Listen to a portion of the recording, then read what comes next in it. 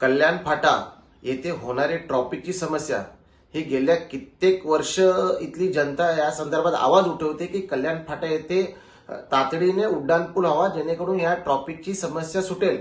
कारण या कल्याण फाट्यावरून आपण कोकणात जाण्यासाठी याच रस्त्याचा आपण उपयोग करतो. त्याप्रमाणे पुणे एक्सप्रेसवर जाण्यासाठी, नॅशनल 48 ला जाण्यासाठी आणि त्यातच नवीन आता जो नवीन समृद्धी महामार्ग होतो त्या मार्गावर जाण्यासाठी पण याच मार्गाचा उपयोग केला जातो.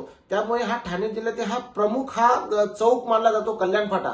आणि कित्येक वर्ष झाली या चौकात उड्डाणपूल हवं अशी मागणी केली जाते, परंतु याकडे राज्य सरकारकडून वारंवार दुर्लक्ष केले जाते.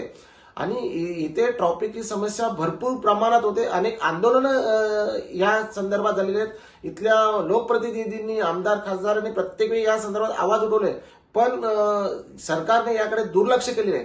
तरी शिवसेना उद्धव बाळासाहेब ठाकरे पक्षाकडून आज आम्ही केंद्रीय मंत्री नितीनजी गडकरी साहेब यांना ईमेलद्वारे पत्र दिलेलं आहे आणि या ब्रिजसाठी तातडीने आपण निधी मंजूर करावा आणि येथील लोकांची समस्या आपण तातडीने दूर करावी अशी आम्ही मागणी केलेली आहे.